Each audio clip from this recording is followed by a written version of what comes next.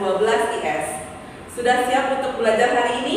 Yuk simak videonya dengan baik. Check this out! Dalam video ini, kita akan mempelajari sambungan materi kita pada video sebelumnya.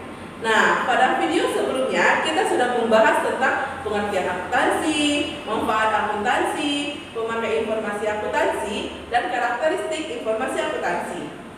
Pada video ini, kita akan membahas tentang prinsip dasar akuntansi, bidang-bidang akuntansi, profesi akuntan, dan yang terakhir, etika profesi akuntansi. Oke, yang pertama, kita akan membahas prinsip dasar akuntansi. Prinsip dasar akuntansi adalah pendekatan umum yang dipakai dalam mengakui dan mengukur setiap transaksi dan laporan keuangan.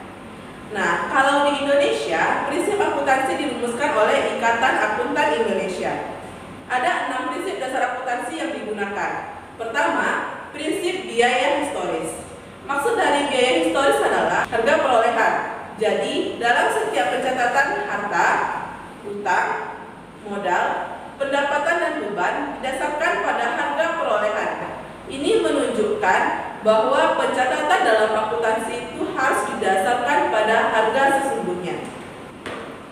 Prinsip yang kedua yaitu prinsip pengakuan pendapatan. Pendapatan pada suatu pekerjaan dicatat apabila sudah diselesaikan. Jadi dalam akuntansi, pengakuan pendapatan itu dicatat ketika sudah dikerjakan atau sudah diselesaikan, walaupun uangnya belum kita terima. Yang ketiga, prinsip entitas ekonomi. Maksud dari prinsip ini adalah perusahaan merupakan kesatuan ekonomi yang berdiri sendiri. Dalam kegiatan akuntansi, kekayaan pemilik perusahaan dibedakan dan dipisahkan pencatatannya dengan perusahaan. Dan yang keempat, prinsip mempertemukan. Prinsip ini mempertemukan antara biaya dan pendapatan. Biaya dan pendapatan ini digunakan untuk menghitung laba atau rugi perusahaan. Maka dari itu, kita harus menghitung besarnya biaya yang sudah menjadi beban dan menghitung pendapatan yang telah selesai, meskipun uangnya belum diterima. Yang kelima, prinsip pengakuan penuh. Prinsip ini mengatur penyajian informasi yang lengkap dalam informasi akuntansi dan laporan keuangan. Jadi, dalam pelaporan keuangan, laporan itu diinformasikan secara lengkap sehingga para pemakai informasi akuntansi dapat menerima manfaat dari laporan keuangan tersebut. Dan yang terakhir, prinsip konsistensi. Prinsip konsistensi diterapkan dalam pencatatan metode dan prosedur harus dilakukan secara konsisten dan berkesinambungan. Jadi, apabila dalam akuntansi kita menggunakan metode biaya, maka untuk periode-periode selanjutnya kita tetap menggunakan metode tersebut. Selanjutnya, kita masuk ke pembahasan yang kedua tentang bidang-bidang akuntansi. Pengelompokan bidang akuntansi ini disesuaikan dengan kebutuhan informasi akuntansi, sehingga dibentuklah bidang-bidang khusus dalam akuntansi. Antara lain, yang pertama, akuntansi keuangan. Akuntansi keuangan bertugas menjalankan keseluruhan proses akuntansi hingga penyajian dalam laporan keuangan. Jadi hasil kerja dari akuntansi keuangan adalah laporan keuangan perusahaan. Yang kedua, akuntansi pemeriksaan atau auditing. Auditing melakukan pemeriksaan atas laporan keuangan perusahaan. Jika pemeriksaan dilakukan oleh staf perusahaan itu sendiri, maka dia disebut sebagai internal audit. Nah, jika pemeriksaan dilakukan oleh pihak luar perusahaan, disebut independent auditor atau akuntan publik. Yang ketiga, ada akuntansi biaya. Akuntansi biaya ini berfungsi dalam kegiatan perencanaan, penetapan, pengendalian biaya produksi. Karena kegiatan akuntansi biaya ini berhubungan pada biaya produksi, akuntansi biaya biasa digunakan oleh perusahaan yang kegiatan utamanya mengubah bahan mentah menjadi barang jadi atau disebut dengan perusahaan manufaktur. Contoh perusahaannya seperti PT Semen Padang, PT Indofood, dan sejenisnya. Yang keempat, akuntansi manajemen. Akuntansi manajemen berfungsi menyediakan data dan informasi bagi pengambilan keputusan manajemen untuk operasional harian dan perencanaan operasi di masa depan. Yang kelima, akuntansi anggaran. Akuntansi anggaran berkaitan dengan penyusunan rencana keuangan perusahaan. Bidang akuntansi yang selanjutnya yaitu akuntansi perpajakan. Akuntansi perpajakan berfungsi mempersiapkan data terkait hak dan kewajiban perusahaan dalam perpajakan. Jadi, akuntansi perpajakan harus mengetahui prosedur dan perundang-undangan tentang pajak. Selanjutnya, akuntansi sektor publik. Bidang akuntansi ini memfokuskan pada pencatatan dan pelaporan transaksi dari lembaga pemerintah dan organisasi non-profit lainnya.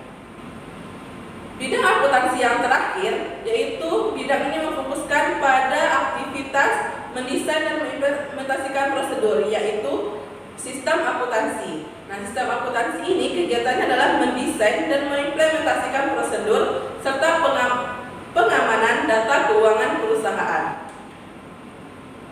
Setelah kita membahas tentang bidang akuntansi, selanjutnya kita akan membahas profesi akuntan.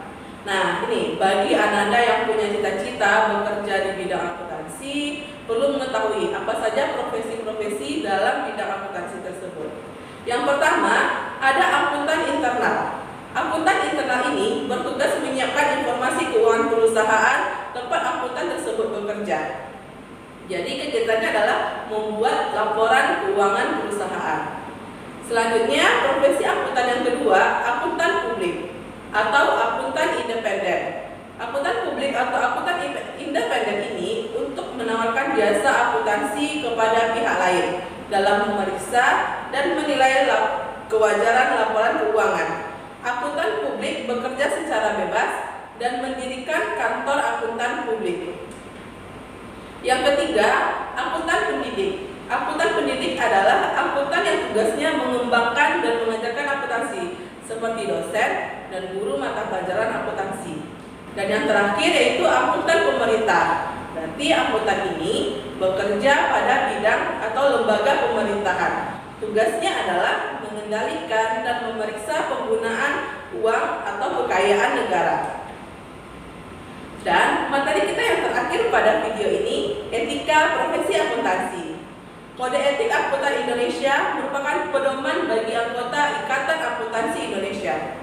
Kode etik akuntan Indonesia berisi berbagai pernyataan spesifik tentang profesi akuntansi. Apa sajakah kode etik profesi akuntan? Berikut beberapa aspek penting yang tercantum dalam kode etik profesi akuntan. Yang pertama, integritas. Setiap akuntan harus mempertahankan nama baik profesi dan menjunjung tinggi aturan, etika, serta hukum. Akuntan yang memiliki integritas akan bertindak jujur dan tegas dalam melaksanakan pekerjaannya. Yang kedua, objektivitas. Akuntan yang memiliki objektivitas akan bertindak adil dengan mengabaikan tekanan atau permintaan pihak tertentu maupun kepentingan pribadinya. Yang ketiga, kompetensi dan kehati-hatian profesional. Setiap akuntan harus melaksanakan jasa profesional dengan hati-hati, kompeten, dan tekun. Maka dari itu, sebagai akuntan harus meningkatkan kecakapan profesionalnya dalam menjalankan tugas. Yang keempat, kerahasiaan. Setiap akuntan harus menjaga kerahasiaan informasi yang diperoleh ketika menjalankan tugasnya. Yang terakhir, sebagai akuntan harus berperilaku profesional. Setiap akuntan harus mematuhi hukum dan undang-undang yang berlaku dan menghindari tindakan yang membuat buruk citra sebagai seorang akuntan. Oke, sekian materi kita pada video kali ini. Teacher yakin Anda semua dapat memahami materi pada video ini. Untuk tugasnya, nanti dicek di Google Classroom ya. Terima kasih, sampai jumpa pada video selanjutnya. Jangan lupa di like, share, subscribe, dan hidupkan loncengnya ya.